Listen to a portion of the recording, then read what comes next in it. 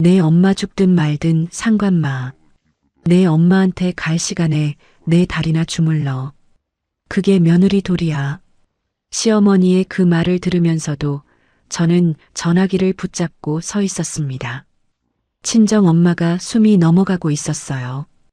6시간 동안 제 이름을 부르셨대요. 순영아, 순영아 어딨냐고. 저는 거기 없었습니다. 시어머니 기저귀를 갈고 있었어요. 30년을 참았습니다. 뺨을 맞아도 참았어요. 그런데 그들은 몰랐을 겁니다.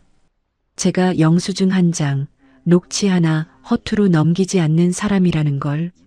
30년 동안 박스 3개의 증거를 모았습니다. 그리고 그 기록이 저를 구했어요. 그럼 제 이야기를 시작해 보겠습니다. 오늘의 사연을 시작하기 전에 무료인 구독과 좋아요를 눌러주시면 감사드리겠습니다. 안녕하세요. 저는 올해 56살 김순영입니다.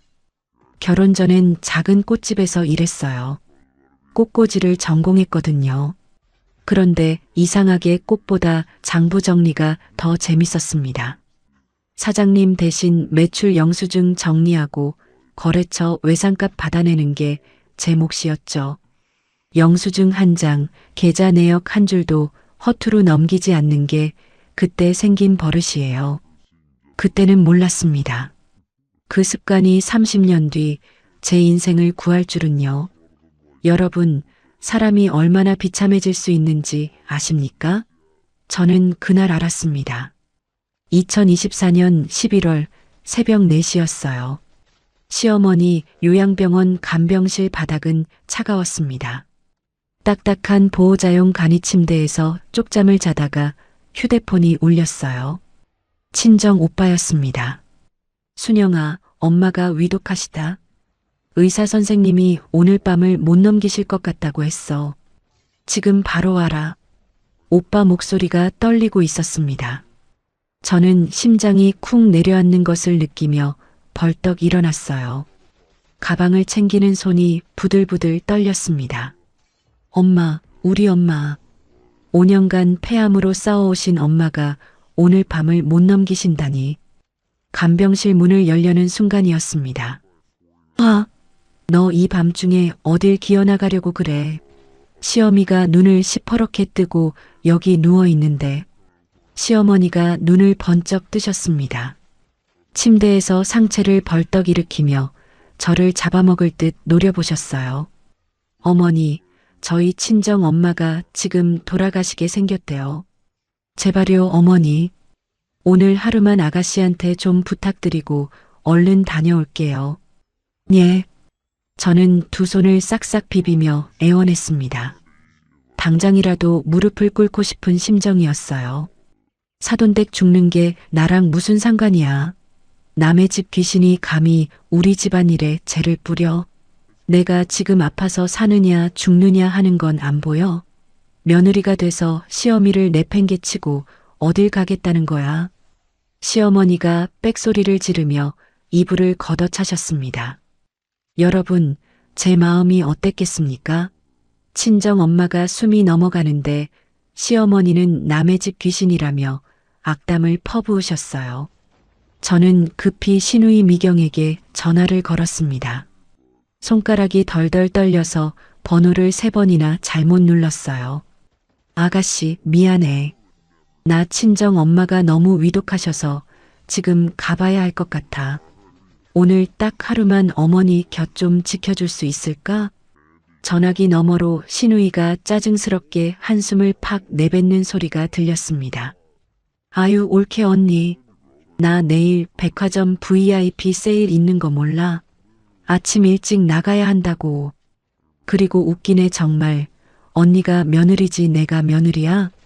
엄마 수발은 올케가 들어야지 왜 나한테 전화를 하고 그래? 언니가 알아서 해. 나 바빠. 뚜뚜뚜. 시누이가 전화를 매몰차게 끊어버렸습니다. 저는 그 자리에 주저앉아 오열했어요. 간병실 차가운 바닥이 무릎을 파고들었습니다.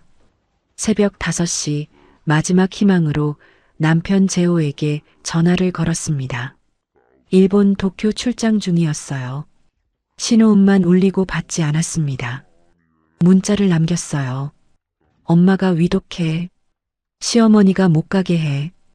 도와줘. 답이 없었습니다. 간병실 복도 창문 너머로 동이 트고 있었습니다. 하늘이 붉게 물드는데 저는 발을 뗄 수가 없었어요. 가려면 가봐. 대신 그 발로 나가는 순간 이 집 문턱 다신 못 밟을 줄 알아. 내가 감히 시어미를 버려? 시어머니의 독한 협박이 귓전을 맴돌았습니다. 30년 시집살이가 제 발목을 붙잡았어요. 저는 그날 밤을 간병실에서 보냈습니다. 새벽 6시 23분 오빠에게서 문자가 왔습니다. 엄마 돌아가셨다. 마지막에 내 이름을 부르셨어. 순영아 어딨냐고. 우리 순영이 보고 싶다고. 6시간 동안 내 이름만 부르셨어. 저는 화장실로 뛰어갔습니다. 변기를 붙잡고 피가 섞인 위액을 토해냈어요. 위장이 뒤집히는 것 같았습니다. 엄마가 6시간 동안 제 이름을 부르셨대요. 그런데 저는 거기 없었습니다. 그날 오전 9시 겨우 남편과 통화가 됐습니다. 여보, 친정 엄마 돌아가셨어. 시어머니가 못 가게 해서 임종을 못 지켰어. 남편은 당장 출장을 취소하겠다고 했어요. 하지만 가장 빠른 비행기가 이틀 뒤에나 있었습니다. 저는 혼자서 장례식장으로 향했습니다.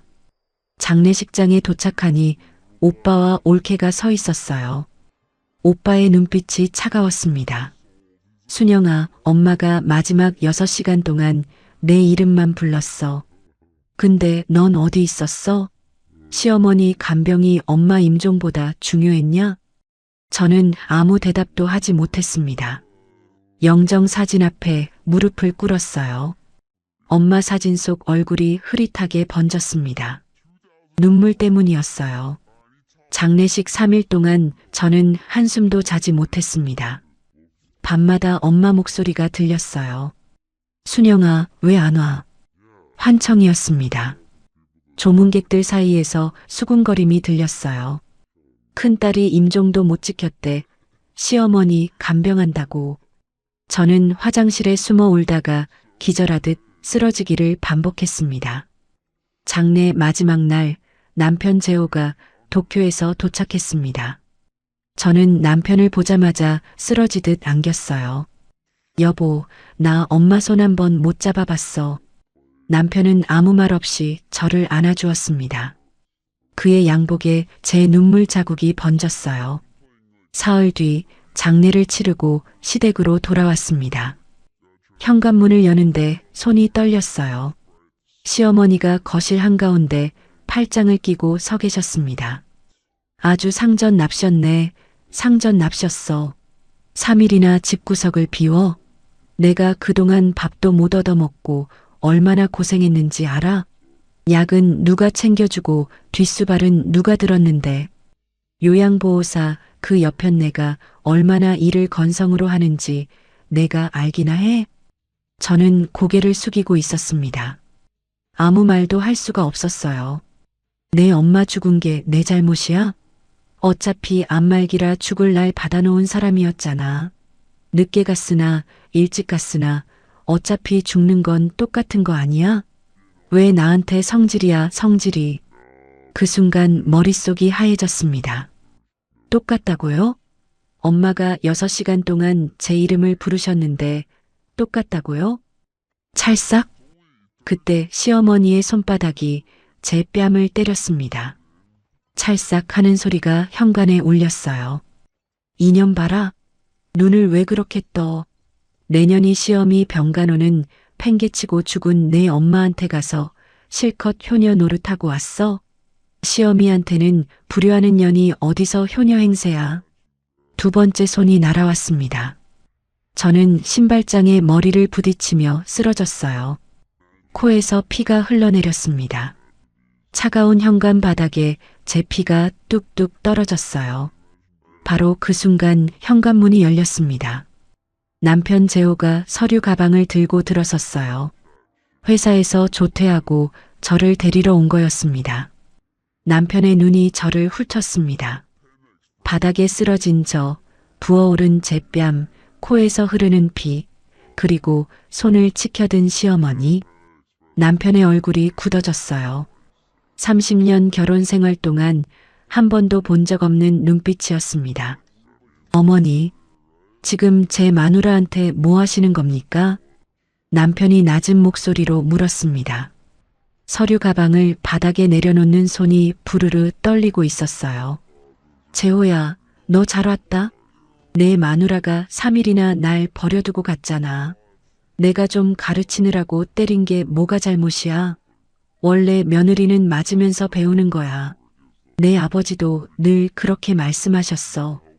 시어머니가 당당하게 대답하셨습니다. 여러분, 사람이 어떻게 저럴 수 있나요? 남편이 깊은 한숨을 내쉬었습니다.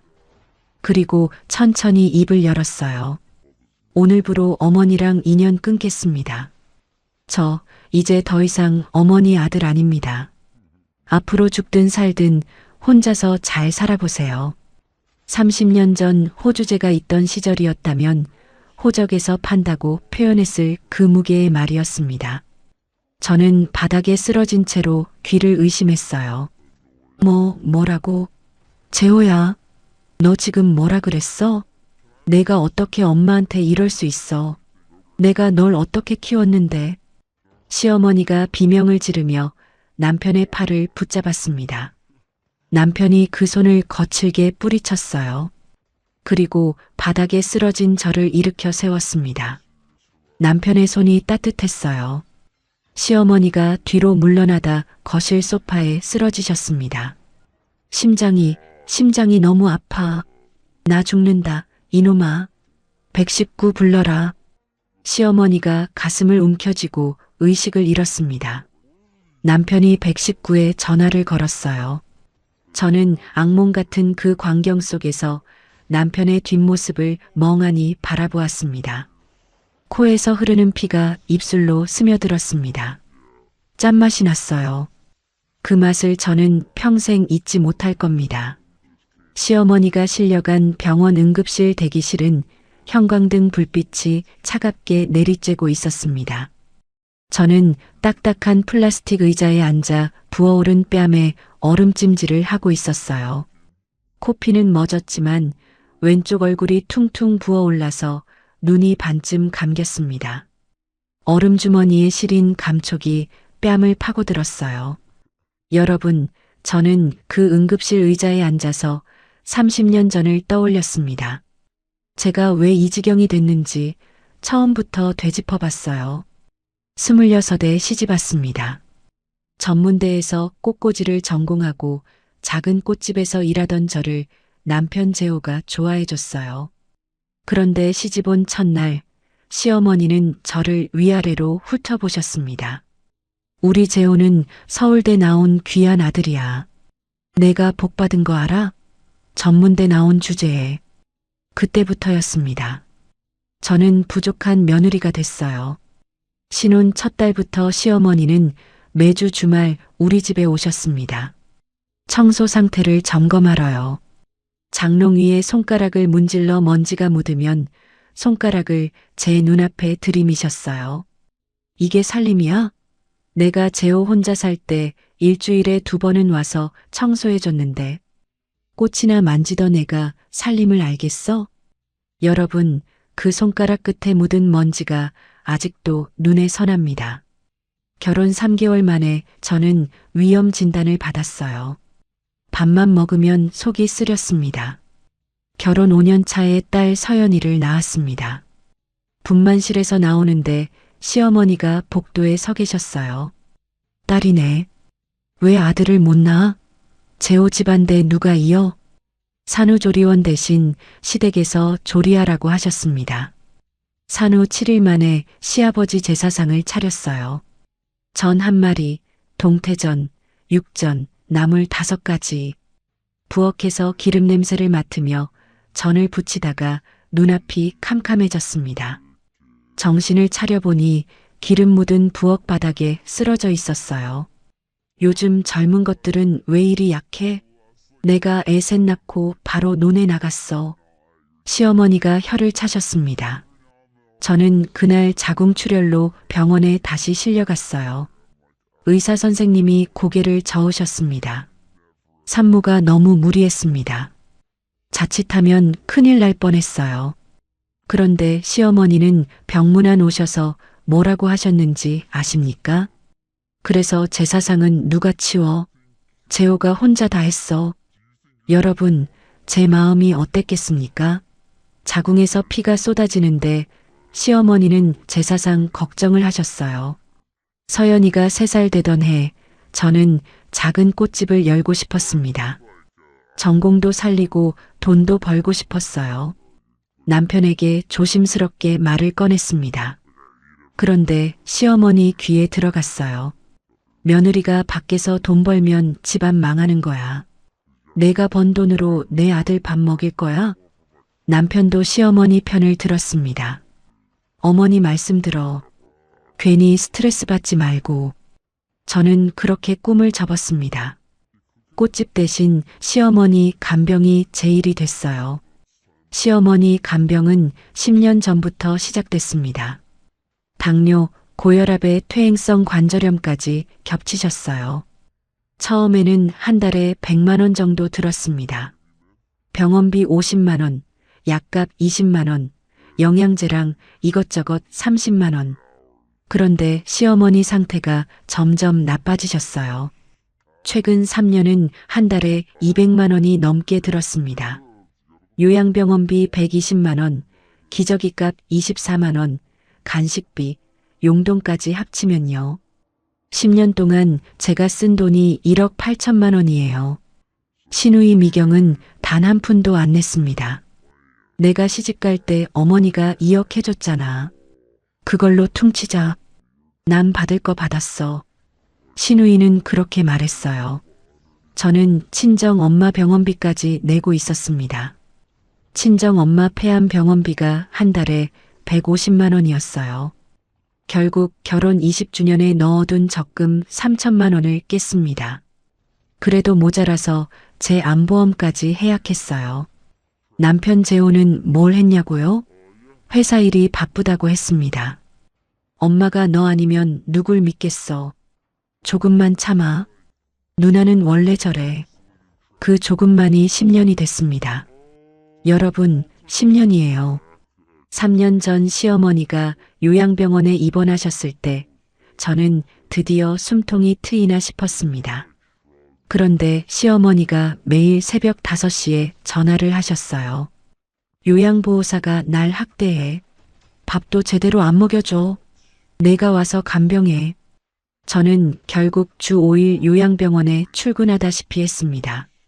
간병하고 집에 와서 살림하고 다시 병원 가고 허리가 끊어지는 줄 알았어요.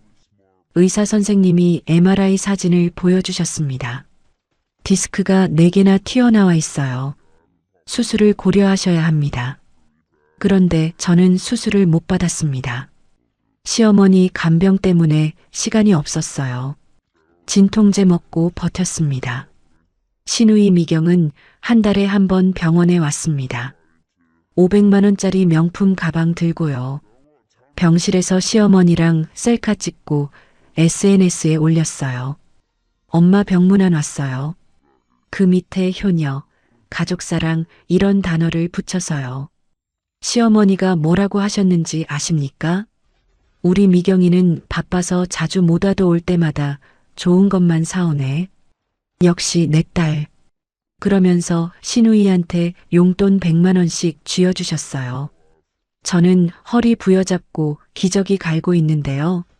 친정 엄마는 그 와중에 점점 야위어 가셨습니다. 폐암 사기였어요. 저는 한 달에 한두 번 겨우 친정에 갔습니다. 엄마 손을 잡으면 뼈만 앙상하게 만져졌어요. 순영아, 괜찮아. 엄마는 오빠가 있으니까. 너는 시댁일 잘해. 내가 잘 사는 게 엄마 소원이야. 엄마는 그렇게 말씀하셨습니다. 여러분, 제가 얼마나 죄책감에 시달렸는지 아십니까? 친정 엄마는 죽어가는데 저는 시어머니 기저귀를 갈고 있었어요. 시어머니의 말은 날이 갈수록 독해졌습니다. 내가 너 시집 올 때 금반지 해줬잖아. 그게 120만 원짜리였어. 아직도 못 갚았지? 내가 뭘 했다고 이 집에서 밥을 먹어? 재호 월급으로 사는 주제에. 재호가 출세 못하는 게 다 내가 내조를 못해서야. 남들은 부인이 뒷바라지 잘해서 임원 달았다던데. 저는 정말 제가 부족한 사람이라고 믿었습니다. 30년 동안 매일 들으니까 그게 진짜인 줄 알았어요. 결정적인 일은 2년 전에 있었습니다.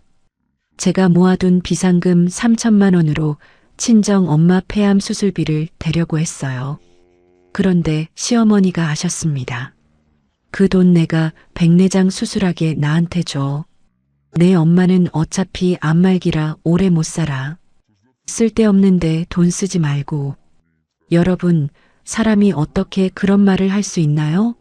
제 엄마가 오래 못 산다고 돈 쓰지 말라고요? 남편은 그 자리에서 아무 말도 못했습니다. 고개만 숙이고 있었어요. 저는 결국 그 돈을 시어머니께 드렸습니다. 친정 엄마 수술비는 오빠가 대출받아 해결했어요. 그 뒤로 친정 오빠가 6개월간 연락을 끊었습니다. 순영아, 너도 힘든 거 알아. 근데 내 시어머니 백내장이 엄마 암보다 급해? 피가 뭔데? 오빠 말이 가슴에 박혔습니다. 저는 친정과 시댁 사이에서 찢어지는 기분이었어요. 그렇게 30년을 살았습니다. 30년 동안 저는 영수증을 모았어요. 꽃집에서 일할 때 생긴 버릇이었습니다. 병원비 영수증, 간병비 영수증, 기저귀감 영수증, 박스로 3개가 찼습니다.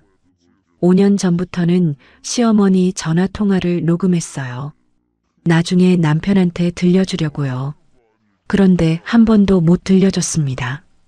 들려줘봤자 달라질 게 없을 것 같았어요. 저는 그 응급실 의자에 앉아서 그 모든 세월을 떠올렸습니다.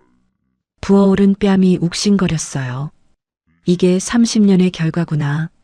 친정 엄마 임종도 못 지키고 시어머니한테 뺨 맞고 이게 제 30년이었습니다. 바로 그때 응급실 문이 벌컥 열렸습니다. 신우이 미경이 800만 원짜리 명품 가방을 들고 들어왔어요. 하이힐 굽소리가 딱딱 울렸습니다. 야, 박순영.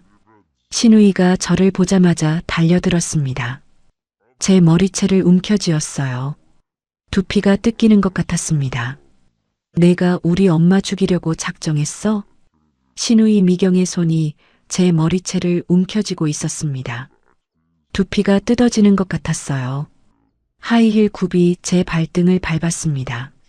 내가 오빠를 꼬드겨서 엄마한테 저런 소리 하게 만든 거지. 이 독한 년아. 재산 노리고 이간질했지? 신우이가 저를 밀쳤습니다. 저는 대기실 의자에 부딪혀 넘어졌어요. 부어오른 뺨이 의자 모서리에 닿았습니다. 눈앞에 별이 번쩍했어요. 남편 재호가 사이에 끼어들었습니다. 누나, 지금 뭐 하는 거야? 아내 뺨 때린 건 어머니야. 누나가 봤어야 했어. 신우이가 남편을 밀쳤습니다. 남편이 휘청거렸어요. 뺨 좀 맞았으면 어때? 며느리가 시어미한테 맞을 수도 있는 거지. 내가 어릴 때 엄마한테 얼마나 맞았는데. 응급실 의료진이 달려왔습니다. 경비원까지 출동하는 소란이 벌어졌어요. 신우이는 경비원에게 붙잡히면서도 소리쳤습니다. 이거 끝 아니야. 법적으로 갈 거야. 신우이가 시어머니 병실로 들어갔습니다. 저는 찢어진 블라우스 단추를 붙잡고 대기실 의자에 주저앉았어요. 손이 부들부들 떨렸습니다. 다음 날 아침 시어머니가 퇴원하셨습니다. 담당 의사 선생님이 말씀하셨어요. 스트레스성 실신이었습니다. 심장은 81세 치고 아주 건강하세요. 협심증도 없고 부정맥도 없습니다. 시어머니는 휠체어에 앉아 병원 복도에서 저를 노려보셨습니다. 낮은 목소리로 말씀하셨어요. 내가 이 치욕을 내년한테 반드시 갚아줄 거야. 두고 봐라. 시어머니는 신우이 집으로 가셨습니다. 신우이 남편은 사업가였어요. 강남에 40평 아파트를 갖고 있었습니다. 신우이가 시어머니를 부축하며 차에 태웠어요. 엄마, 우리 집에서 지내면서 전현한테 복수하자. 내가 법무사 알아볼게. 저는 그 뒷모습을 멍하니 바라봤습니다. 복수라니. 제가 뭘 잘못했다고 복수를 한다는 건지. 일주일 뒤였습니다. 동네 슈퍼에 장을 보러 갔어요. 배추 한 포기 집어들었는데 갑자기 주변이 조용해졌습니다. 사람들이 저를 쳐다보고 있었어요. 수군거리는 소리가 들렸습니다. 평소 친하게 지내던 옆집 아주머니가 다가왔습니다. 순영 씨, 시어머니가 동네방네 소문 내고 다니던데. 무슨 소문이요? 며느리가 바람 피우다 걸려서 시어머니가 혼냈더니 아들을 꼬드겨서 부모를 버리게 했다고. 심지어 시어머니 통장에서 돈도 빼돌렸다고. 저는 손에 들고 있던 배추를 떨어뜨렸습니다. 다리에 힘이 풀려서 진열대를 붙잡았어요. 바람을 피웠다고요? 돈을 빼돌렸다고요? 여러분, 제가 30년 동안 한 짓이 뭔지 아십니까? 시어머니 기저귀 갈고 병원비 내고 욕먹으면서 간병한 게 전부예요. 그런데 제가 바람 피우고 돈 빼돌린 년이 됐습니다. 그날 저녁 아파트 부녀의 단체 대화방에 글이 올라왔습니다. 남편이 휴대폰을 보여줬어요. 백삼동 박순영 씨 아시죠? 시어머니 돈 빼돌리고 남편 꼬드겨서 시어머니 버리게 한 사람이래요. 댓글이 줄줄이 달렸습니다. 헐 충격, 저런 사람이 우리 아파트에 얼굴에 철판을 깔았네. 저는 손이 떨려서 휴대폰을 놓쳤습니다. 바닥에 떨어진 휴대폰 화면에 댓글이 계속 올라오고 있었어요. 시어머니는 친척들에게도 전화를 돌리셨습니다. 남편 사촌 형, 고모, 이모까지 전화가 왔어요. 재호야, 네가 부모한테 그럴 수 있냐? 그 며느리 무슨 여우 같은 년이래?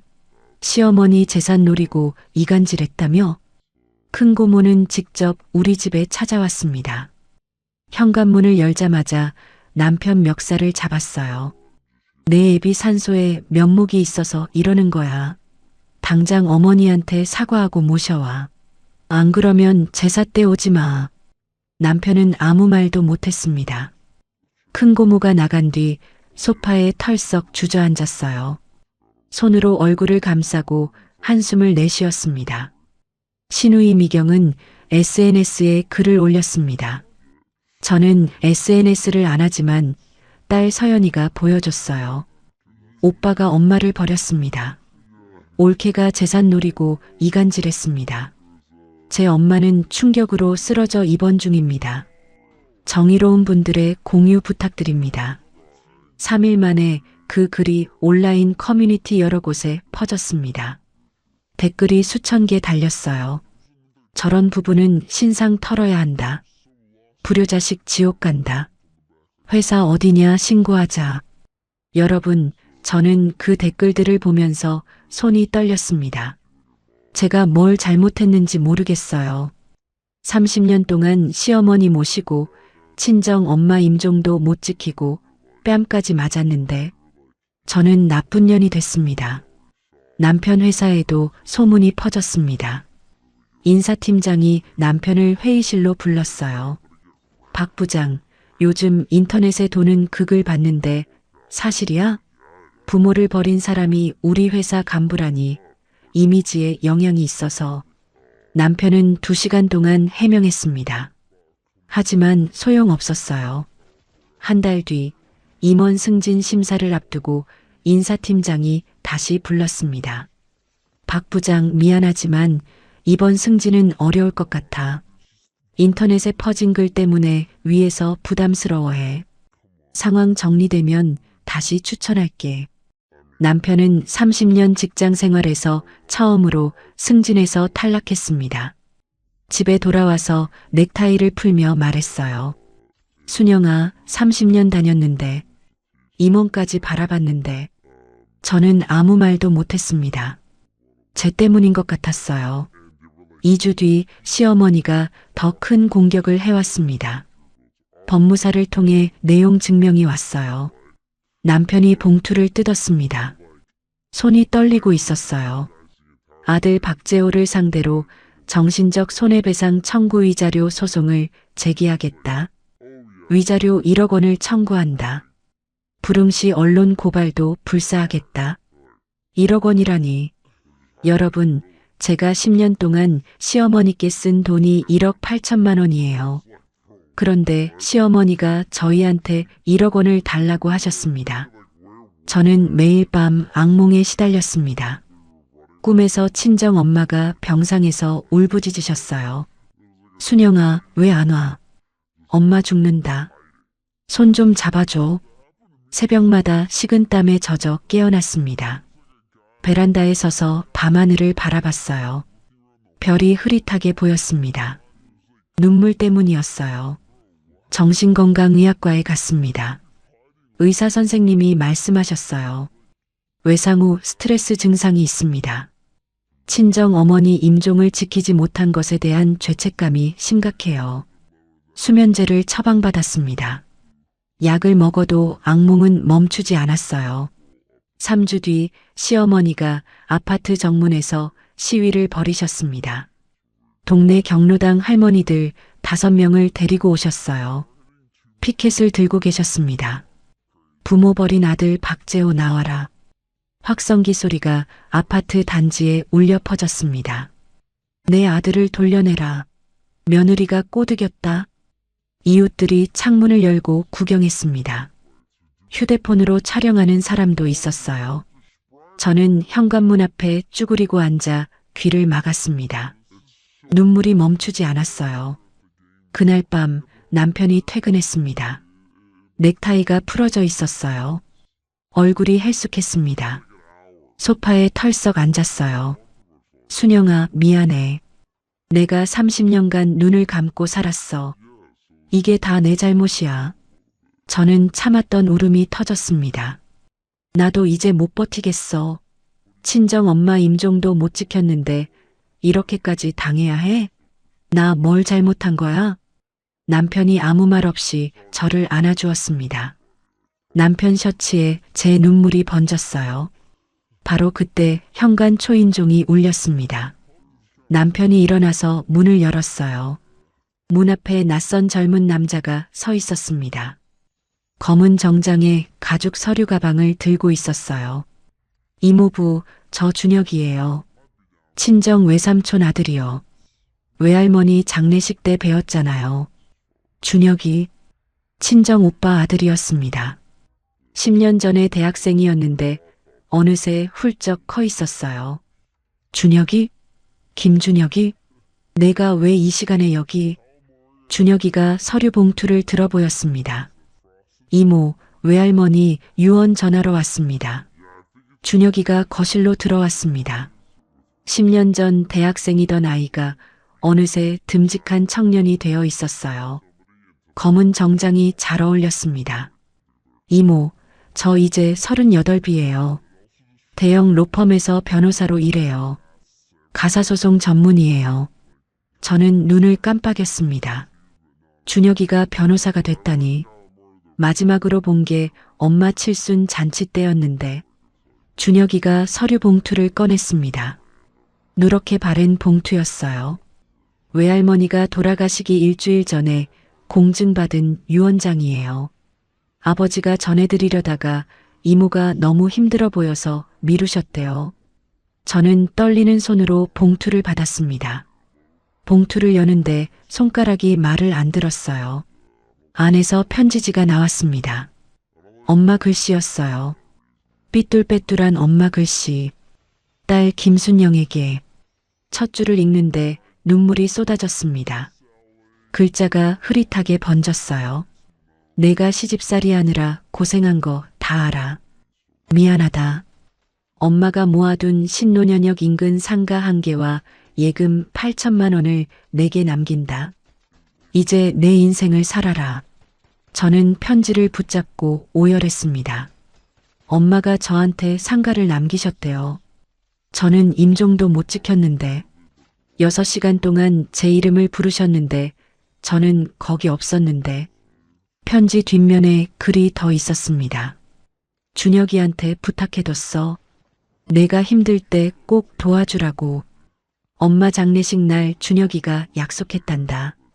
우리 순영이 지켜주겠다고 준혁이가 말했습니다. 이모, 외할머니가 마지막에 제 손을 잡고 말씀하셨어요. 순영이 꼭 지켜라.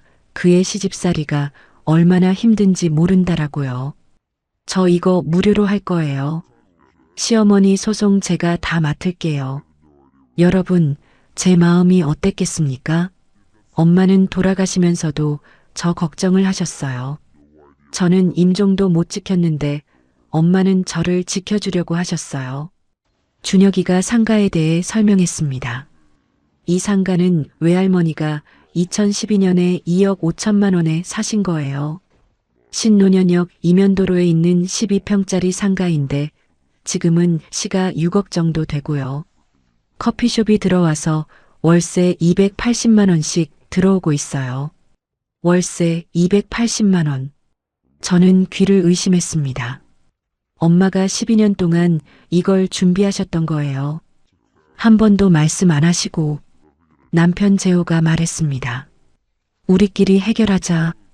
변호사까지 쓰면 일이 커지잖아. 준혁이가 고개를 저었습니다. 이모부 시어머니 쪽에서 먼저 내용 증명 보냈잖아요. 1억 원 위자료 청구요. 이미 일은 커질 대로 커졌어요. 우리가 선제적으로 대응해야 해요. 남편이 한숨을 쉬었습니다. 한참을 고민하더니 고개를 끄덕였어요. 준혁이가 저를 바라봤습니다. 이모, 혹시 시어머니한테 드린 돈 기록 같은 거 있어요? 영수증이나 계좌이체 내역, 뭐든 좋아요. 저는 벌떡 일어났습니다. 창고로 갔어요. 먼지 쌓인 박스 3개를 끌어냈습니다. 꽃집에서 일할 때 생긴 버릇이었어요. 영수증은 무조건 모아두는 거. 10년치 영수증이 박스에 빼곡히 들어 있었습니다.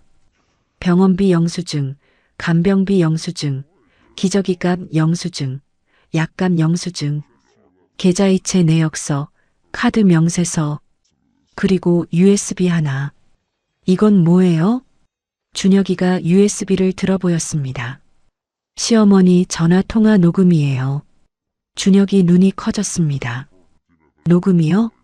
몇 개나 있어요? 47개요. 5년 전부터 녹음했어요. 저는 왜 녹음을 시작했는지 설명했습니다. 시어머니가 너무 심한 말씀을 하셔서요. 나중에 남편한테 들려주려고 녹음을 시작했어요. 근데 한 번도 못 들려줬어요. 들려줘봤자 달라질 게 없을 것 같아서 그냥 제 마음의 증거로 남겨둔 거예요. 준혁이가 USB를 꼭 쥐었습니다. 이모, 이거 대단한 거예요. 법적으로 대화 당사자가 녹음한 건 증거 능력이 있어요. 이 정도 증거면 역고소 충분히 가능해요. 다음 날 저녁 준혁이가 다시 왔습니다. 퇴근하고 바로 온 것 같았어요. 넥타이가 풀어져 있었습니다. 손에 서류 뭉치를 들고 있었어요. 이모, 영수증이랑 계좌이체 내역 다 정리해봤어요. 준혁이가 서류를 펼쳤습니다. 숫자가 빼곡했어요. 10년간 시어머니한테 들어간 돈을 정리해봤어요. 처음 7년은 월 100만 원 안팎이었고 최근 3년은 월 200만 원이 넘었어요. 총 순수 지출이 1억 8천만 원이에요. 시어머니 연금에서 일부 충당된 것 빼고요. 1억 8천만 원. 숫자로 보니까 실감이 났습니다. 기저귀 한 팩에 2만 원, 일주일에 3팩, 한 달이면 기저귀 값만 24만 원, 요양병원비 월 120만 원, 약가, 간식비, 용돈. 10년이면 그렇게 되는 거였어요. 준혁이가 노트북을 꺼냈습니다. USB를 꽂았어요. 녹음 파일 들어볼게요. 스피커에서 시어머니 목소리가 흘러나왔습니다. 3년 전 통화였어요. 내 재산으로 간병받는 거니까 내 엄마 죽든 말든 상관마. 내 엄마한테 갈 시간에 내 다리나 주물러. 그게 며느리 도리야. 남편 재호의 얼굴이 창백해졌습니다. 손이 부르르 떨리고 있었어요. 어머니가 정말 이런 말씀을 하셨어? 내가 30년 동안 뭘 본 거지. 준혁이가 다른 파일을 재생했습니다. 내가 뭘 했다고 이 집에서 밥을 먹어? 재호 월급은 내 아들 거야. 내가 뭔 권리로 써? 아들은 내 거야. 내가 뭔데 끼어들어? 47개 녹음 파일에 시어머니의 목소리가 담겨 있었습니다. 5년 동안 제가 들은 말들이었어요. 저는 그 목소리를 들으며 입술을 깨물었습니다. 피가 났어요. 준혁이가 말했습니다. 이모, 이건 정서적 학대의 명백한 증거예요. 이 정도면 법정에서 충분히 싸울 수 있어요. 일주일 뒤 준혁이가 법률 전략을 들고 왔습니다. A사 용지에 빼곡하게 정리되어 있었어요. 첫째, 시어머니의 폭행에 대한 형사고소. 현관 CCTV에 시어머니가 이모 뺨 때리는 장면 찍혀 있잖아요. 둘째, 신우이의 SNS 허위사실 유포에 대한 명예훼손 고소. 바람 피웠다. 돈 빼돌렸다. 다 거짓말이잖아요. 셋째, 10년간 지출한 간병비에 대한 부당이득, 반환 청구 민사소송. 준혁이가 저를 바라봤습니다. 이모, 이제 당한 만큼 돌려받을 때 됐어요. 30년간 참은 거 이제 끝이에요. 남편 재호가 한참 동안 침묵했습니다. 그러다 입을 열었어요. 내가 30년 동안 눈 감은 죄가 이렇게 큰 줄 몰랐어. 순영이가 이렇게 기록을 남겨야 했을 만큼 힘들었던 거구나. 남편이 제 손을 잡았습니다. 손이 따뜻했어요. 순영아, 내가 앞장설게. 어머니한테 더 이상 당하지 말자. 이건 내가 해야 할 싸움이야. 여러분, 저는 그 순간 처음으로 남편이 제 편이라는 걸 느꼈습니다. 30년 만에 처음이었어요. 그날 저녁 친정 오빠한테서 전화가 왔습니다. 6개월 만이었어요. 순영아, 준혁이한테 다 들었어. 내가 그렇게 힘들었는지 몰랐다. 엄마 임종 때 내 탓한 거 미안해. 엄마 유언도 이제야 전하게 돼서 미안해. 저는 전화기를 붙잡고 한참을 울었습니다. 오빠가 미안하다고 했어요. 6개월 동안 연락 안 한 오빠가 밤에 혼자 엄마 편지를 다시 읽었습니다. 순영아, 내가 시집 가던 날 엄마가 얼마나 울었는지 아니? 우리 순영이 고생할까봐. 그런데 엄마 생각대로였구나. 미안하다. 이제라도 내 인생 살아. 엄마가 남긴 건 많지 않지만 내가 새 출발할 수 있으면 좋겠다. 여러분, 엄마는 제가 시집 가던 날 우셨대요. 제가 고생할 걸 아셨던 거예요. 그리고 12년 동안 상가를 모으셨어요. 저를 위해서. 며칠 뒤 저는 엄마가 남긴 상가를 보러 갔습니다. 신논현역에서 5분 거리 이면도로에 있었어요. 12평짜리 작은 상가였습니다. 커피숍이 들어와 있었어요. 커피숍 사장님이 저를 알아보셨습니다. 혹시 김 여사님 따님이세요? 네, 맞아요. 2012년부터 어머니가 월세 받으셨어요. 좋은 분이셨는데 월세 밀린 적 한 번도 없이 잘 내드렸어요. 저는 상가 앞에서 한참을 서 있었습니다. 엄마가 12년 동안 월세 받으신 곳이었어요. 저는 한 번도 몰랐습니다. 엄마는 한 번도 말씀 안 하셨어요. 그날 밤 저는 30년 만에 처음으로 푹 잤습니다. 꿈에서 엄마가 웃고 계셨어요. 순영아, 잘 싸워. 엄마가 하늘에서 응원할게. 이제 내 인생 살아. 아침에 눈을 떴을 때 베개가 눈물에 젖어 있었습니다. 하지만 가슴 한켠에 묵직한 결의가 자리 잡고 있었어요. 이제 싸울 준비가 됐습니다. 2025년 1월 준혁이가 시어머니 폭행 고소장을 서울 강남경찰서에 접수했습니다. 저는 경찰서 복도에 앉아 다리를 떨었어요. 심장이 쿵쾅거렸습니다. 경찰 조사에서 시어머니는 뻔뻔하게 말씀하셨습니다. 며느리가 먼저 덤볐어요. 내가 자기 방어를 한 거예요. 내가 81세 노인인데 어떻게 때리겠어요? 저는 입술을 깨물었습니다. 먼저 덤볐다니요. 저는 고개 숙이고 서 있었을 뿐이에요. 그런데 준혁이가 USB를 꺼냈습니다. 현관 CCTV 영상이었어요. 경찰관님, 이거 보시죠. 영상이 재생됐습니다. 화면 속에서 시어머니가 제 뺨을 때렸어요. 한 번, 두 번. 저는 신발장에 머리를 부딪히며 쓰러졌습니다. 코에서 피가 흘러내렸어요. 경찰관이 영상을 멈췄습니다. 시어머니 얼굴이 하얗게 질렸어요. 피고소인 영상 보셨죠? 피해자가 먼저 덤빈 장면이 어디 있습니까? 시어머니는 아무 말도 못하셨습니다. 입술만 달싹거렸어요. 경찰은 시어머니를 폭행 혐의로 검찰에 보냈습니다.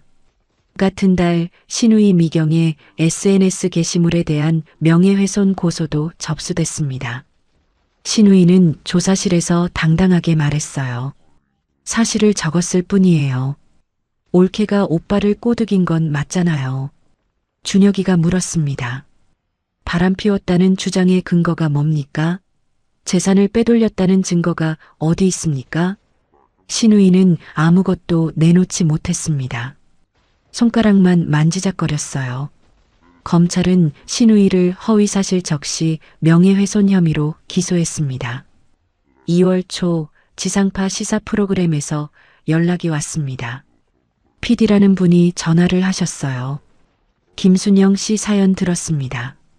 며느리의 30년 희생, 시어머니의 배은망덕이라는 제목으로 취재하고 싶은데요. 저는 전화기를 붙잡고 망설였습니다.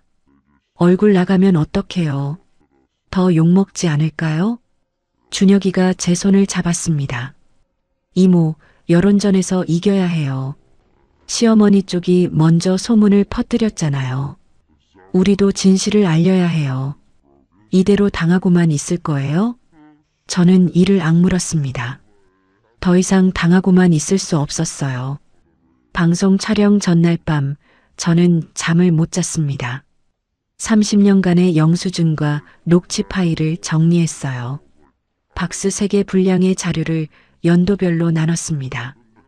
핵심 녹취 10개를 골랐어요. 새벽 4시 거울에 비친 제 얼굴을 봤습니다. 주름이 깊었어요. 눈 밑에 다크서클이 내려앉아 있었습니다. 이게 30년의 결과구나. 방송 당일 저는 모자이크 처리 없이 얼굴을 공개하기로 했습니다. 떨리는 손으로 마이크를 잡았어요. 저는 30년간 시어머니를 모셨습니다. 10년간 간병비로 1억 8천만 원을 썼어요. 그런데 친정 엄마 임종날 시어머니는 저를 못 가게 막으셨습니다. PD가 녹취 파일을 재생했습니다. 스튜디오에 시어머니 목소리가 울려 퍼졌어요. 내 엄마 죽든 말든 상관마. 내 엄마한테 갈 시간에 내 다리나 주물러. MC가 입을 벌렸습니다. 패널들이 고개를 저었어요. 스튜디오가 조용해졌습니다. 방송이 나간 뒤 세상이 뒤집어졌습니다. 포털 사이트 실시간 검색어 1위에 시어머니 막말 녹취가 올랐어요.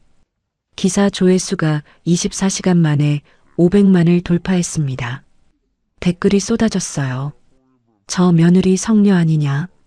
시어머니 인간이 아니다. 신우이는 뭐야? 효녀인 척하면서. 여러분, 그 댓글들을 보면서 저는 울었습니다. 세상이 제 편을 들어줬어요. 30년 만에 처음이었습니다. 신우이 미경의 SNS에는 비난 댓글이 쏟아졌습니다. 효녀인 척하면서 올케한테 다 떠넘긴 거냐? 명품백 사진 지워라. 간병비 한 푼 안 냈으면서 유산은 받았네. 신우이는 결국 SNS 계정을 삭제했습니다. 새 계정도 안 만들었어요. 3월 간병비 부당이득 반환 청구 민사소송 1차 변론이 열렸습니다. 서울가정법원이었어요. 저는 법정 앞에서 다리가 떨렸습니다. 남편이 제 손을 잡았어요. 괜찮아. 우리가 이길 거야. 법정에 들어갔습니다. 시어머니가 휠체어에 앉아 계셨어요. 저를 노려보셨습니다. 그 눈빛에 저는 움찔했어요. 하지만 이를 악물었습니다. 준혁이가 증거를 제출했습니다. 재판장님, 원고는 피고를 위해 총 1억 8천만 원을 지출했습니다. 10년간의 영수증과 계좌이체 내역이 여기 있습니다. 피고 측 다른 자녀인 박미경은 단 한 푼도 부담하지 않았습니다. 오히려 피고로부터 사전 증여만 받았습니다. 재판장이 시어머니 측 변호사를 바라봤습니다. 피고 측은 이에 대한 반박 증거가 있습니까? 시어머니 측 변호사가 말했습니다. 며느리가 자발적으로 한 것이므로 증여에 해당합니다. 강요한 증거가 어디 있습니까? 준혁이가 노트북을 켰습니다. 녹취 파일이 재생됐어요. 법정에 시어머니 목소리가 울려 퍼졌습니다. 내 재산으로 간병받는 거니까 당연히 내가 해야지. 안 하면 재호한테 말해서 쫓아내버릴 거야. 재판장의 표정이 굳어졌습니다. 피고 측, 이 녹취에 대해 할 말 있습니까? 시어머니 측 변호사는 아무 말도 못했습니다. 서류만 뒤적거렸어요. 재판이 끝난 뒤 법원 앞에서 시어머니가 휠체어를 타고 다가오셨습니다. 신우이가 휠체어를 밀고 있었어요. 순영아, 우리 그만하자. 내가 잘못했어. 제발. 시어머니가 처음으로 고개를 숙이셨습니다. 30년 만에 처음 듣는 사과였어요. 저는 가슴이 찡했습니다. 그런데 시어머니가 말을 이으셨어요. 그러니까 고소 취하하고 재판 그만두자. 그럼 내 재산 좀 나눠줄게. 5천만 원 줄게. 저는 눈을 깜빡였습니다. 5천만 원이요? 제가 쓴 돈이 1억 8천만 원인데요. 어머니 30년 동안 한 번도 미안하다는 말 안 하셨어요. 이제 와서 돈으로 해결하려고요? 시어머니의 얼굴이 일그러졌습니다. 그래, 내가 잘못했어. 그랬지? 이제 고소 취하해. 그 목소리에 진심이 없었습니다. 분노만 가득했어요. 저는 고개를 저었습니다. 그날 밤 준혁이에게서 전화가 왔습니다. 이모, 시어머니 측에서 공식 합의 제안 들어왔어요. 고소 취하하면 5천만 원 주겠대요. 저는 한숨을 쉬었습니다. 준혁아, 5천만 원으로 30년을 살 수는 없어. 맞아요. 그리고 이모, 제가 등기부등본을 확인해 봤는데요. 시어머니가 어제 신우이한테 8억짜리 강남 아파트 증여 계약을 했어요. 저는 전화기를 꽉 쥐었습니다. 손에 핏줄이 불끈 섰어요. 뭐라고? 우리한테 5천 주고 딸한테 8억 빼돌리려는 거예요. 이건 빚이 있는 상태에서 재산을 빼돌리는 거라 법적으로 취소할 수 있어요. 쉽게 말하면 재산 빼돌리기 취소 소송을 할 수 있다는 거예요. 여러분, 사람이 어떻게 저럴 수 있나요? 저한테는 5천만 원 주겠다면서 딸한테는 8억을 빼돌리고 있었어요. 합의 안 해. 끝까지 가자. 30년 참은 거 5천만 원에 팔 수 없어.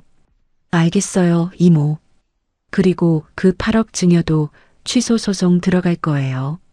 이모한테 빚이 있는 상태에서 재산 빼돌린 건 무효로 만들 수 있어요. 전화를 끊고 남편을 바라봤습니다. 여보, 우리 끝까지 가는 거야. 나 이제 안 물러서. 남편이 제 손을 잡았습니다. 알았어. 나도 각오했어. 어머니가 저러시는 건 더 이상 못 봐줘. 저는 주먹을 불끈 쥐었습니다.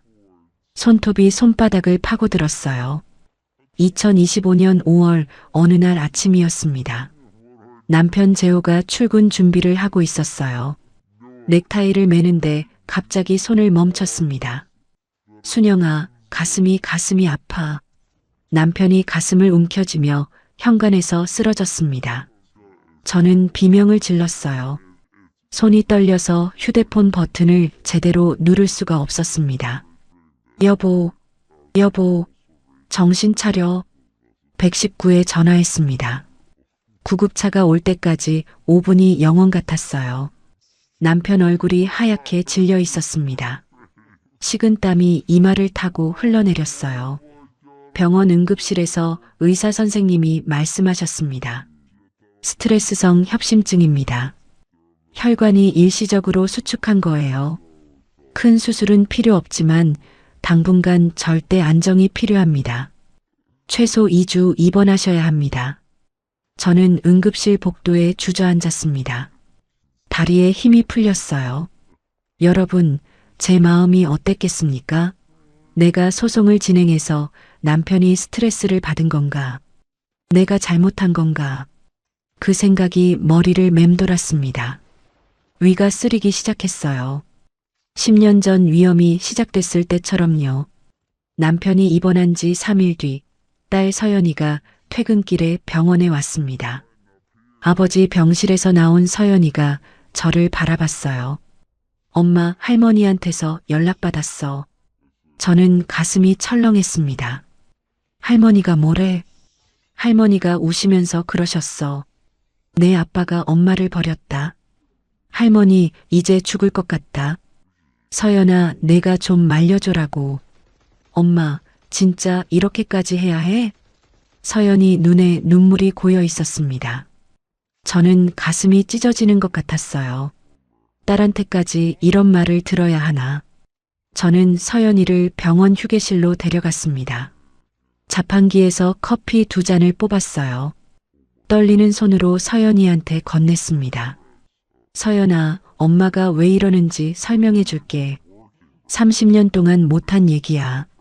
저는 처음으로 다 털어놓았습니다. 외할머니 임종을 못 지킨 이유, 시어머니께 드린 1억 8천만 원, 새벽마다 걸려오던 전화, 뺨을 맞은 날의 일, 악몽에 시달리는 것까지. 서연이가 눈을 크게 떴습니다. 엄마가 그렇게 살았어? 나는 몰랐어. 왜 말 안 했어? 말해서 뭐해? 너한테 짐 지우기 싫었어. 서연이가 한참 동안 아무 말 없이 커피만 마셨습니다. 그러다 입을 열었어요. 그래도 할머니는 할머니잖아. 81세 노인이야. 엄마가 너무 매정한 것 같아. 아빠도 저렇게 쓰러졌는데 소송까지 해야 해? 저는 가슴에 못이 박히는 것 같았습니다. 서연아, 30년 동안 참았어. 더 이상은 못 참아. 서연이는 고개를 저었습니다. 커피컵을 테이블에 내려놓고 병원을 나갔어요. 뒷모습이 흔들렸습니다. 일주일 뒤 시어머니가 서연이를 따로 만났다는 걸 알게 됐습니다. 강남의 고급 한정식 집이었대요. 1인분에 8만 원짜리.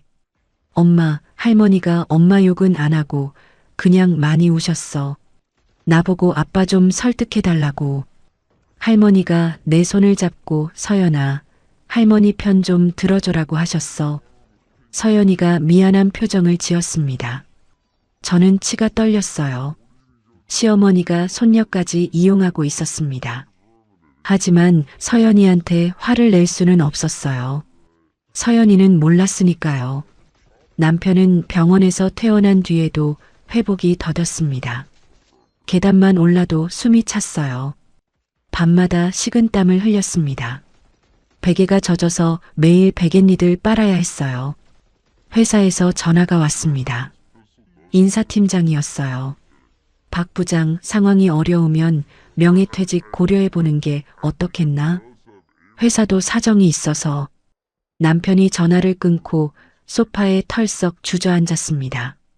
손으로 얼굴을 감쌌어요. 내가 30년 다닌 회사에서 이렇게 쫓겨나게 생겼어. 임원까지 바라봤는데 다 이 상황 때문이야. 남편이 처음으로 제 앞에서 눈물을 보였습니다. 어깨가 들썩였어요. 저는 남편을 안아줬습니다. 당신 탓 아니야. 우리가 이긴 다음에 새로 시작하면 돼. 입으로는 그렇게 말했지만 마음속에는 두려움이 밀려왔습니다. 설상가상으로 신우이 미경이 또 공격을 해왔습니다. 남편 사업체 명의로 된 블로그에 글을 올렸어요. 제목이 이랬습니다. 형부 박재호의 실체, 회사 돈 횡령 의혹, 내부 고발자 제보. 남편 회사 인사팀에서 전화가 왔습니다. 박 부장, 이런 글이 돌아다니는데 사실인가요? 감사팀에서 확인 요청이 들어왔습니다. 남편 얼굴이 하얗게 질렸습니다. 손이 부르르 떨렸어요. 횡령이요? 말도 안 되는 소리예요. 저는 30년간 격리 서류 한 장 건드린 적 없어요. 저는 준혁이에게 전화했습니다. 준혁아, 이것도 고소할 수 있어? 이건 사실이 아니야. 남편이 횡령한 적 없어. 당연하죠. 이건 허위사실 유포로 명예훼손에 해당돼요. 추가 고소 들어갈게요. 준혁이가 잠시 말을 멈췄습니다. 이모, 솔직히 말씀드릴게요. 신우이 측에서 장기전으로 가려는 것 같아요. 이모네 지치게 만들려는 전략이에요. 버티셔야 해요. 6월의 어느 날 서연이가 퇴근 후 집에 왔습니다. 휴대폰을 내밀었어요. 엄마, 나 할머니 편 들 거 아니야. 근데 할머니가 보내준 동영상 좀 봐줘. 나도 어떻게 해야 할지 모르겠어. 영상을 재생했습니다. 요양병원 침대에 누운 시어머니가 카메라를 바라보고 있었어요. 눈물을 흘리고 계셨습니다. 서연아, 할머니가 잘못했어. 근데 이대로 죽으면 눈을 못 감아. 아빠한테 한 번만 용서해달라고 해줘. 할머니 소원이야. 저는 화면을 바라봤습니다. 시어머니가 우셨어요. 이게 연기인지 진심인지 분간할 수가 없었습니다. 30년을 같이 살았는데도요. 그날 밤 남편과 침대에 나란히 누웠습니다. 천장을 바라보며 남편이 말했어요. 순영아, 솔직히 서연이 보니까 마음이 흔들려. 어머니가 저렇게 우시는데 내가 너무 매정한 건가? 저는 한숨을 쉬었습니다.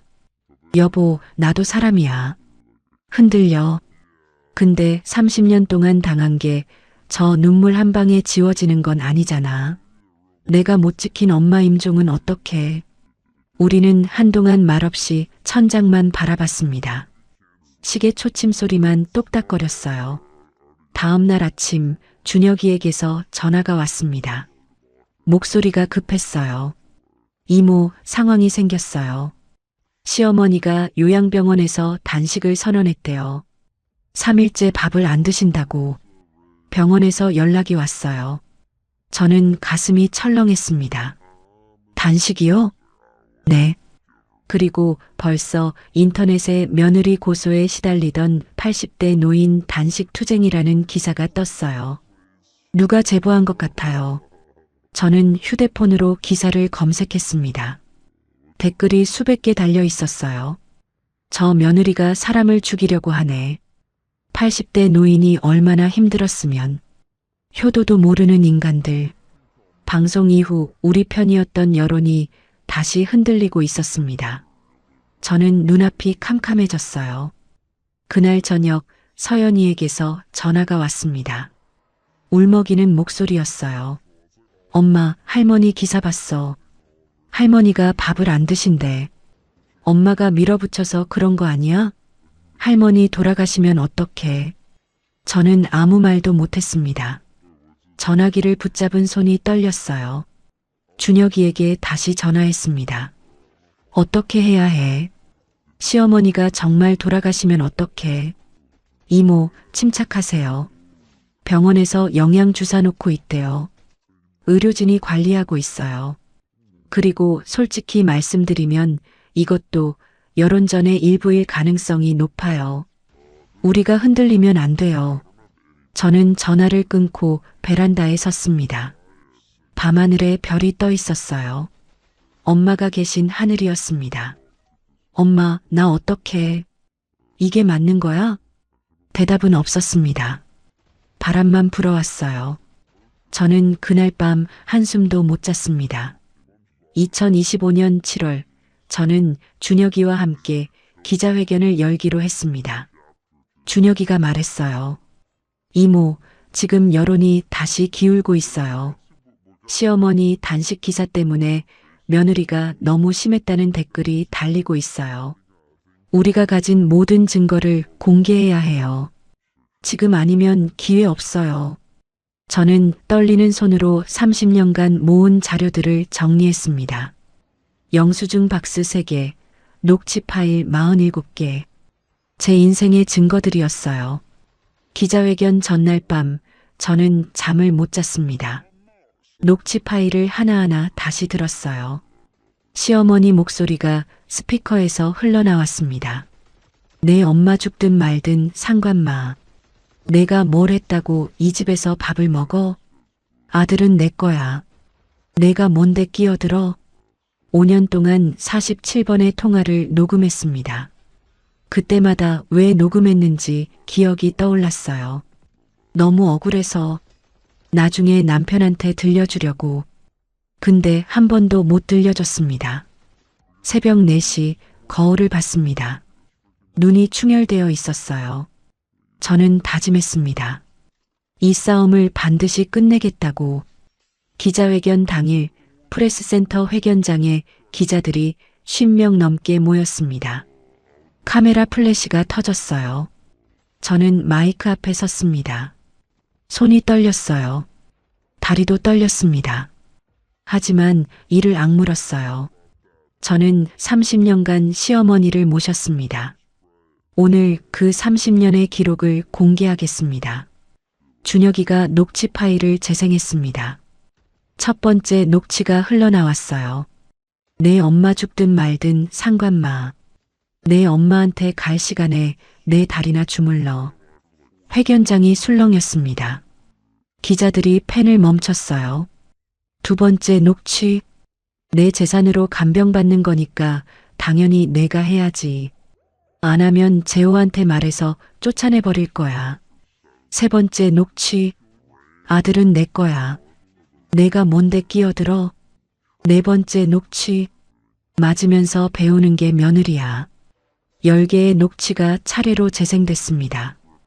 회견장이 조용해졌어요. 카메라 셔터 소리만 딸깍거렸습니다. 가장 결정적인 녹취는 2년 전 것이었습니다. 내 비상금 3천만 원 내 백내장 수술했어. 내 엄마 어차피 안말기라 오래 못 살아. 그 돈 내 엄마한테 쓰면 낭비야. 죽을 사람한테 뭘 써. 저는 마이크를 잡고 말했습니다. 목소리가 떨렸어요. 저는 이 말을 듣고도 시어머니께 돈을 드렸습니다. 그리고 친정 엄마 수술비는 오빠가 대출받아 해결했습니다. 저는 그렇게 30년을 살았습니다. 기자 한 명이 손을 들었습니다. 김순영 씨, 시어머니가 단식 투쟁 중인데 이에 대해 어떻게 생각하십니까? 저는 잠시 숨을 골랐습니다. 시어머니의 단식은 안타깝습니다. 하지만 저도 30년간 매일 밤 악몽에 시달렸습니다.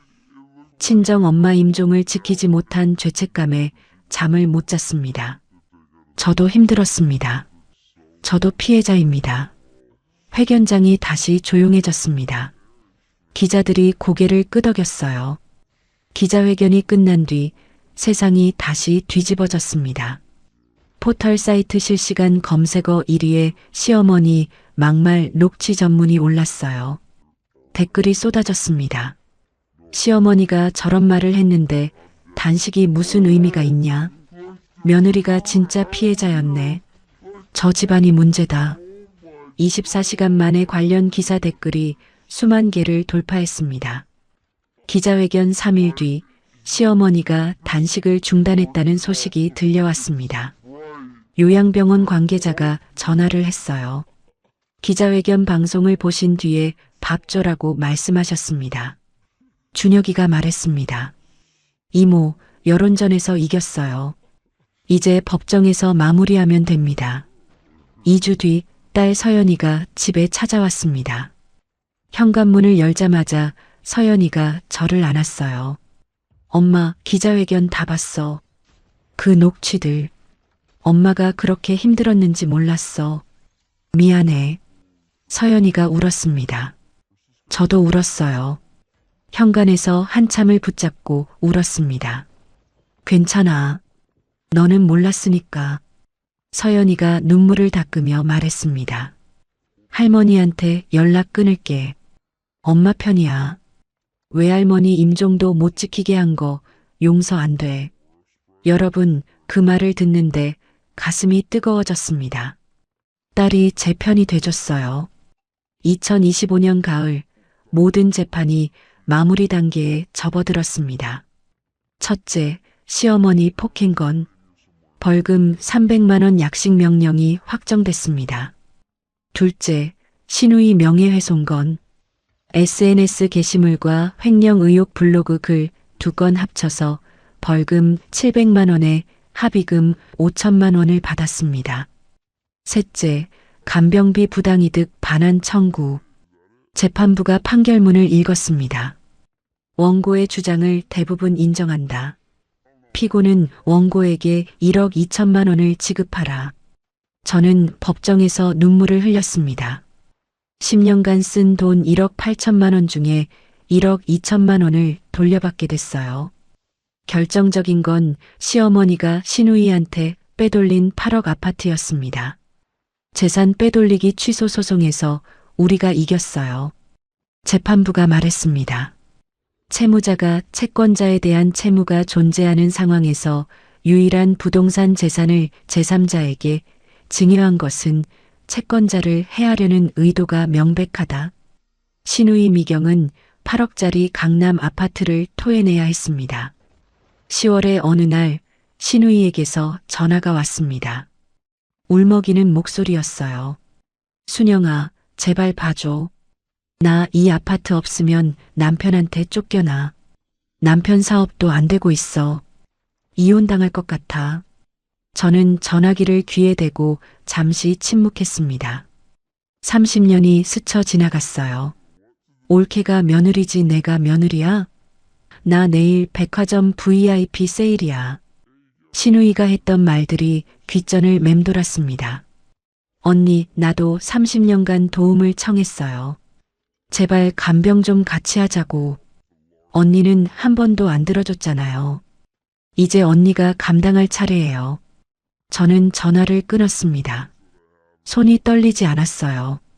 11월 모든 것이 정리된 뒤 저는 시어머니가 계신 요양병원을 찾아갔습니다. 마지막으로 할 말이 있었어요. 시어머니는 휠체어에 앉아 창밖을 바라보고 계셨습니다. 늦가을 하늘이 파랗게 펼쳐져 있었어요. 제가 병실 문을 열고 들어가자 고개를 돌리셨습니다. 예전에 그 사나운 눈빛은 사라지고 없었어요. 주름진 얼굴에 피로만 가득했습니다. 저는 시어머니 앞 의자에 앉았습니다. 어머니, 저 마지막으로 한마디만 하러 왔어요. 시어머니가 아무 말 없이 저를 바라봤습니다. 30년 전 제가 시집 올 때 어머니가 우리 재호 잘 부탁해라고 하셨어요. 저는 그 말 지켰어요. 근데 어머니는 며느리 잘 부탁한다는 말 한 번도 안 하셨죠. 저도 누군가의 딸이었어요.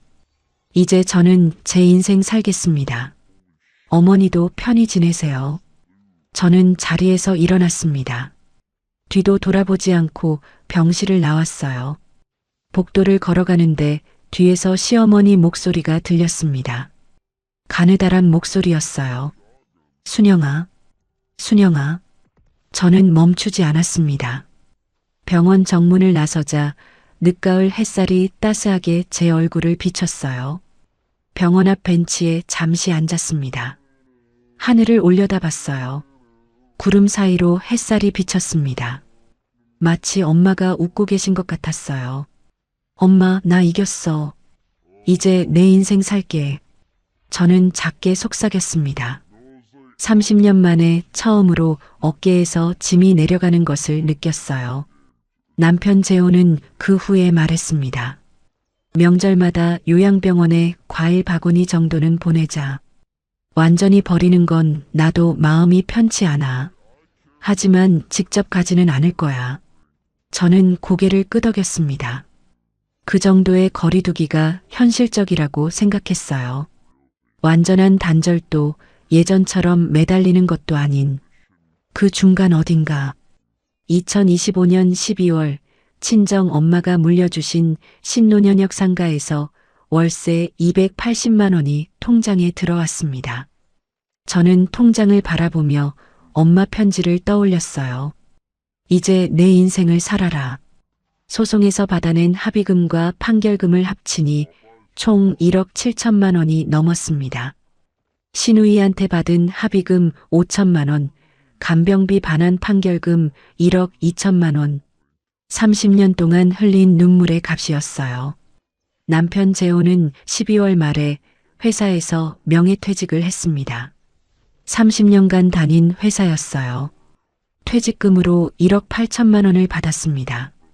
30년 직장 생활 마지막이 이렇게 될 줄 몰랐어. 남편이 쓴웃음을 지었습니다. 그러다 제 손을 잡았어요. 근데 이상하게 후련해. 이제 새로 시작하면 되지 뭐. 2026년 2월 우리 부부는 제주도로 내려갔습니다. 퇴직금, 상가 수익, 판결금, 그간 모아둔 저축을 합쳐서 서귀포시에 있는 오래된 펜션을 샀어요. 4억 5천만 원이었습니다. 바다가 보이는 언덕 위에 자리 잡은 객실 4개짜리 작은 펜션이었어요. 지붕이 낡고 벽에 금이 가 있었습니다. 리모델링이 필요했어요. 하지만 저는 처음으로 내 것이라고 부를 수 있는 공간을 갖게 됐습니다. 30년 만에요. 펜션 리모델링을 하는 동안 남편이 직접 페인트를 칠했습니다. 서울에서 양복만 입던 사람이 작업복을 입고 땀을 흘렸어요. 페인트가 얼굴에 튀어서 얼룩덜룩했습니다. 여보, 당신 그런 거 할 줄 알았어? 나도 몰랐어. 30년 동안 회사에서 숫자만 만지다 보니까. 근데 손으로 뭔가 만드니까 좋다. 남편이 웃었습니다. 30년 결혼 생활 동안 처음 보는 표정이었어요. 편안한 표정. 딸 서연이는 주말마다 제주도로 내려왔습니다. 객실 청소를 도와줬어요. 어느 날 서연이가 걸레질을 하다가 말했습니다. 엄마, 나 엄마처럼 참기만 하는 사람 안 될 거야. 대신 엄마처럼 기록은 남길게. 영수증이든 녹취든.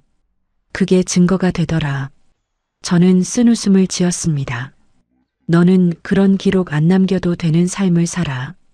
서연이가 고개를 저었어요. 아니야. 엄마가 가르쳐 준 거야. 억울하면 기록하라고. 시어머니는 요양병원에서 지내고 계십니다. 소송에서 지신 뒤 재산 대부분을 잃으셨어요. 시누이 미경은 8억 아파트를 토해낸 뒤 남편에게 이혼당했습니다. 경기도 외곽에 보증금 500만 원, 월세 45만 원짜리 원룸으로 이사했대요. 한 달에 한 번 시어머니 면회를 간다고 들었습니다. 하지만 예전처럼 용돈을 드릴 형편이 안 된대요. 여러분, 제가 통쾌하냐고요? 솔직히 말씀드릴게요. 통쾌하지 않았습니다. 그냥 허무했어요. 30년이 그렇게 끝났구나. 그 생각뿐이었습니다. 2026년 5월 펜션 개업식을 했습니다. 바다가 보이는 현관 앞에 서서 손님들을 맞이했어요. 친정 오빠 가족이 왔습니다. 조카 준혁이도 왔어요. 딸 서연이도 왔습니다. 준혁이가 꽃다발을 건넸어요. 이모, 외할머니가 하늘에서 보고 계실 거예요. 이모가 드디어 이모 인생 사는 거. 외할머니 소원이었잖아요. 저는 꽃다발을 받아들었습니다. 눈물이 났어요. 국화꽃 향기가 코끝을 찔렀습니다. 엄마가 좋아하시던 꽃이었어요. 개업식 피로연에서 남편이 일어났습니다. 손님들 앞에서 말했어요. 오늘 제가 한마디만 하겠습니다. 남편이 저를 바라봤습니다. 저는 30년간 아내 순영이가 고생하는 걸 보면서도 외면했습니다. 어머니니까 참아야지. 그 말 뒤에 숨었습니다. 아내가 뺨 맞는 걸 보고서야 눈을 떴습니다. 늦었지만 남은 인생은 아내만 바라보며 살겠습니다. 서연이가 박수를 쳤습니다. 다른 손님들도 따라 박수를 보냈어요. 저는 눈물을 훔치며 말했습니다. 여보, 30년 늦었어. 근데 안 늦은 것보다 나아. 손님들이 웃음을 터뜨렸습니다. 오랜만에 따뜻한 저녁이었어요. 그날 밤 펜션 테라스에 혼자 앉았습니다. 제주 바다 위에 별이 떠 있었어요. 파도 소리가 찰랑거렸습니다. 엄마 편지 마지막 문장이 떠올랐습니다. 이제 내 인생을 살아라. 엄마, 나 이제 내 인생 살게. 늦어서 미안해. 사랑해. 저는 하늘을 향해 작게 속삭였습니다. 별이 반짝였어요. 엄마가 대답해 주시는 것 같았습니다. 돌이켜보면 제 30년은 참는 것이 미덕이다. 며느리는 그래야 한다라고 배운 세대의 전형이었습니다. 시어머니가 욕을 해도 참았어요. 뺨을 맞아도 참았어요. 친정 엄마 임종도 못 지키면서 참았습니다. 그 참음이 저를 병들게 했어요. 허리에 디스크 4개가 튀어나왔습니다. 위염은 만성이 됐어요. 그리고 가장 소중한 친정 엄마의 마지막을 놓쳤습니다. 여러분, 저는 이제 알았어요. 가족은 피가 아니라 서로를 존중하고 아파해주는 사람들이라는 것을. 효도는 일방적인 희생이 아니라 서로에 대한 배려라는 것을. 30년이 걸렸지만 이제야 깨달았습니다. 제주도 펜션 이름은 순영이네 쉼터로 지었습니다. 가끔 비슷한 사연을 가진 손님들이 찾아와요. 시집살이에 지친 며느리들, 자식한테 버림받은 노인들. 저는 테라스에 함께 앉아 제 이야기를 들려줍니다. 참는 것만이 효도가 아닙니다. 당신의 인생도 소중합니다. 어느 맑은 날 아침 펜션 정원에서 남편과 나란히 앉았습니다. 바다가 파랗게 펼쳐져 있었어요. 갈매기가 울었습니다. 남편이 제 손을 잡았습니다. 손이 거칠어져 있었어요. 페인트 칠하고 못질하느라 굳은 살이 박혔습니다. 순영아, 우리 이제 행복하자. 30년 미룬 거 이제 다 하자. 그래, 이제 시작이야. 저는 웃었습니다. 30년 만에 처음으로 마음 편히 웃었어요. 여러분, 참는 것이 답이 아닐 때도 있습니다. 이제 당신의 인생을 사세요. 늦지 않았습니다. 여러분, 30년 세월이 흐르고 나서야 깨달았습니다. 피를 나눴다고 다 가족이 아니라는 것을요. 진짜 가족은 내 아픔에 같이 울어주고 내 헌신을 알아주는 사람이라는 걸 이제야 알았습니다. 지금 제 창고에는 영수증 박스 3개가 아직 있어요. 버리지 않았습니다. 가끔 그 박스를 바라보며 다짐합니다.